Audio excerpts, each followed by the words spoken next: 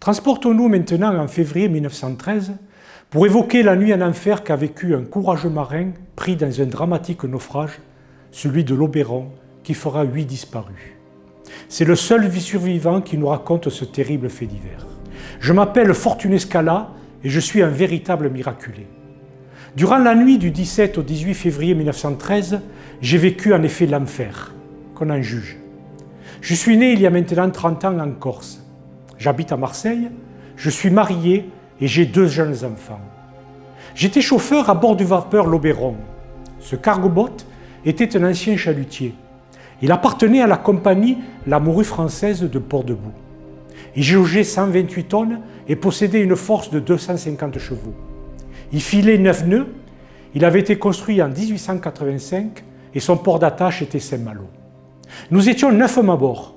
Le capitaine Pierre Lafourcade, le chef mécanicien Marius Brouillet, le mécanicien Gaspard Thomasson, les 3 matelots Dominique Juisti, Justin Rogero et François Luigi, le novice Joseph Rossi, le chauffeur Laurent Capuro et moi-même le premier chauffeur. J'étais sur ce navire depuis le 18 janvier. L'équipage avait embarqué à Marseille et à Port-Debout, sauf le capitaine et le chef mécanicien qui étaient montés à bord ici à Sète il y a quelques jours à peine en remplacement des anciens officiers. Nous relâchions dans le port de Sète depuis maintenant 8 jours. Après nous être approvisionnés en vivres et en eau, nous devions appareiller le lundi soir 17 février à 19 h pour Valence en Espagne avec un chargement de morue. Cette journée avait mal commencé. Dès que je m'étais levé, j'avais eu comme un mauvais pressentiment. Dans la nuit, une bourrasque de neige et de vent avait sévi sur la région avec une grande violence. À notre réveil, nous avions vu du bateau les rues et les toits de la cité recouverts d'un épais manteau blanc. Les flocons avaient commencé à tomber vers 3h30 du matin, après plusieurs heures de fortes pluies et de grands vents. Le début de la matinée avait été marqué par un pénible accident en ville.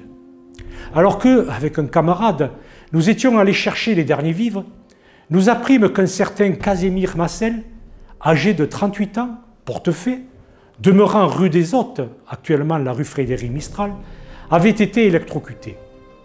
Il passait dans la grande rue lorsqu'un fil téléphonique qui s'était rompu et qui était en contact avec le câble des tramways lui tomba sur la tête. Relevé par des passants et transporté à la pharmacie Michel dans cette même rue, il y était mort quelques minutes après malgré les soins qui lui avaient été prodigués. La victime de ce stupide accident laissait une veuve et 2 enfants, l'un de 5 ans et l'autre de 13 mois à peine. On pouvait juger du désespoir de la jeune veuve à la vue du cadavre de celui qui, quelques instants avant, était sorti plein de vie et de santé en lui souriant pour aller travailler. Le bruit courait que d'autres accidents s'étaient produits. Il n'en était heureusement rien. La fin tragique de ce pauvre portefaix était la seule que l'on ait à déplorer. La tourmente avait très gravement endommagé le réseau téléphonique de la ville. Celui-ci avait été à peu près aux 3/4 détruit. Sur les toits des maisons, les fils gisaient pêle-mêle et les supports de fer avaient été tordus ou arrachés. Dans la matinée, l'avalanche de neige avait fait place à une avalanche de pluie. Le vent, qui s'était un peu apaisé, soufflait de nouveau avec une grande violence. La mer était complètement démontée. Mais on ne signala heureusement aucun accident dans le port, bien protégé par le brise-lames. On racontait que dans les propriétés, les arbres avaient été très éprouvés. Un véritable cyclone avait dévasté les riantes baraquettes sur la colline. Les bois de pin avaient été particulièrement touchés. Il n'était pas d'endroit, on pouvait le dire, où les chutes de neige n'aient pas provoqué de sérieux dégâts tels qu'on en avait vu depuis bien longtemps. Les Sétois, si attachés à leur pin qui constituait le principal ornement de leur colline, et dont l'ombrage séculaire sera difficile à remplacer, maudiront à tout jamais ce fatal 17 février 1913. Mais ils ne seront pas les seuls. Je ne me doutais pas encore que moi aussi, je me souviendrai toute ma vie de cette journée et surtout de la nuit qui allait suivre. Je ne savais pas que j'allais vivre une nuit en enfer. On quitta le port de Sète tardivement, au-delà de l'heure initialement prévue. Le temps était très mauvais. Le capitaine avait attendu, avait-il cru, le meilleur moment. Une fenêtre, avait-il dit. Le vent du sud soufflait avec une force inouïe. La mer était complètement démontée. L'Oberon luttait désespérément contre les éléments. D'énormes lames recouvraient le navire et menaçaient à chaque instant de l'engloutir. Vers minuit, je pris mon quart. En rentrant dans la chaufferie, je trouvais 80 cm d'eau environ. Elle avait pénétré par les claires-voies de la machine. Le bateau n'avançait guère. Le chef mécanicien brouillé essaya de mettre les pompes en marche. Malheureusement, elles ne fonctionnaient pas. L'eau pénétrait toujours. Ne pouvant, à cause de cette inondation, casser les briquettes de chauffage, elles furent jetées en entier dans le foyer. Vers 3 heures du matin, comme j'étais tout mouillé et avais les jambes glacées, je prévins le chef mécanicien que je ne pouvais plus tenir à mon poste. Je fus alors remplacé par l'autre mécanicien Thomasson. Grelottant, j'allais me recoucher. Vers 6 heures, les matelots du pont pénétrèrent dans le poste où je me reposais pour jeter l'ancre à la mer. Réveillé par le bruit de cette manœuvre, je me levai et je montai aussitôt sur le pont. L'arrière du bateau était alors complètement enfoncé dans l'eau. À part le capitaine et moi, tout le personnel avait pris place dans le you-you du bord. Les hommes me demandèrent alors d'aller prendre un seau au poste de pilotage pour retirer l'eau du you-you avant de les rejoindre. Soudain, une avalanche d'eau s'abattit sur le pauvre navire qui sombra par le travers face au Castellas près des Inglous. J'essayais de me rendre au poste tandis qu'un terrible coup de mer défonça la cale. À mon retour, j'aperçus le you-you monté par les 7 hommes à plus de 20 mètres de l'Oberon. Les lames avaient violemment séparé le canot de sauvetage du vapeur. Avec le capitaine Lafourcade, nous étions seuls sur le pont du bateau. C'est alors que je me jetai résolument à la mer. J'aperçus furtivement le capitaine en faire autant. Sous le choc, en atteignant l'eau, mes poumons expulsèrent tout l'eau qu'ils contenaient.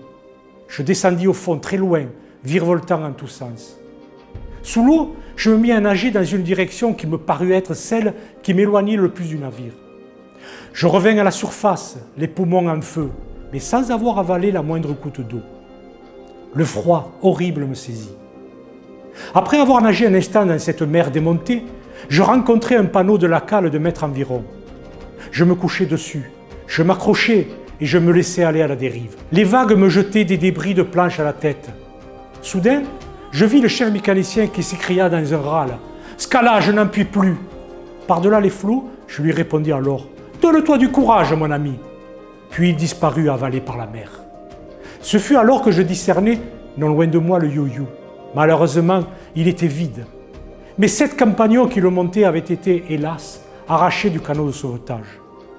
Je lâchai le panneau et je saisis par une sangle la frêle embarcation. J'entends des cris de détresse, des hauts secours tout autour de moi. Je regardais, impuissant, mes infortunés camarades s'enfoncer dans les flots, les uns après les autres. Le capitaine Lafourcade, cramponné à une planche, fut le dernier à disparaître.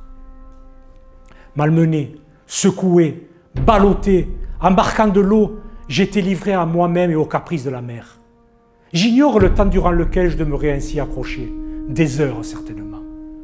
Lorsque la mer me rejeta sur le rivage, je perdis connaissance. J'étais exténué. Cependant, je sentis vaguement qu'on me soulevait et qu'on me transportait. Quand je revins à moi, j'étais dans une maison au chaud, enroulé dans une épaisse couverture. J'étais chez M. Servin, régisseur au domaine de la Cadelle. C'était César Natalier qui m'avait découvert. C'était lui qui m'avait réveillé et c'était sûrement grâce à lui que je n'étais pas mort sur la plage. Mon sauveur était un homme robuste, au regard doux. Il était journalier à la compagnie des Salins du Midi. Vers 11 heures du matin, il se trouvait sur la plage face à la tour du Castellas. Il m'avait aperçu. Mon corps était roulé par les flots. Quand j'étais arrivé près du bord, je m'étais mis, me révéla-t-il, à marcher à 4 pattes. Il accourut aussitôt vers moi, entra dans l'eau jusqu'à mi-jambe. Il me prit dans ses bras et m'emporta chez le régisseur. Là, ils me prodiguèrent les meilleurs soins. Au bout d'une heure, quand je commençais à récupérer, je priai mon sauveur de retourner au bord de la mer pour voir s'il n'apercevait pas d'autres naufragés. À son retour, il me dit qu'il n'avait rien vu. Puis, il alla prévenir les autorités. Les gendarmes m'interrogèrent. Je racontai mon horrible nuit. Je tiens à préciser que si l'ancre n'avait pas été jetée à la mer et n'avait du coup immobilisé le bateau, l'Oberon aurait été sûrement poussé par les vagues vers la plage et l'équipage aurait pu peut-être se sauver. Du coup, on ignorait l'endroit où le navire avait coulé et la distance qui séparait le rivage du point de la disparition. Seules quelques épaves avaient été recueillies sur le rivage. Je fus le seul survivant. 8 vigoureux marins avaient été engloutis par cette mer meurtrière. L'image du chef mécanicien brouillé, criant son désarroi dans la tempête et implorant l'aide que je ne pouvais pas lui fournir, hantera longtemps mes jours et mes nuits. À présent, ils allaient me transporter à l'hôpital de Sète pour que je me repose. Mais ce que je souhaitais avant tout, après cette nuit de cauchemar, c'était revoir au plus tôt ma femme et mes enfants. Je priais mes sauveteurs de bien vouloir leur télégraphier pour leur faire savoir que j'étais heureusement sain et sauf. Le mercredi matin 19 février, 2 cadavres furent retrouvés, l'un au Gros du Rieux et l'autre à l'endroit dit d'Irichemont. Ces 2 lieux-dits se trouvaient au niveau de Marseillan. Un 3e corps fut trouvé au salin du 15e au Castellas. Ces 3 noyés étaient le chef mécanicien, le second mécanicien et un matelot. Ce matelot était le fils d'un pharmacien de Marseille. Il préparait ses examens de capitaine au long cours. Il n'était âgé que de 19 ans. Des recherches furent entreprises pour retrouver les cadavres que la mer n'avait pas voulu nous rendre. Dès que les identités des 3 cadavres retrouvés seront confirmées, les obsèques des victimes auront lieu à Marseillan. Moi, ce dont j'avais envie dorénavant, après cette nuit de cauchemar, c'était de rentrer à Marseille au plus vite pour rejoindre ma femme et mes enfants.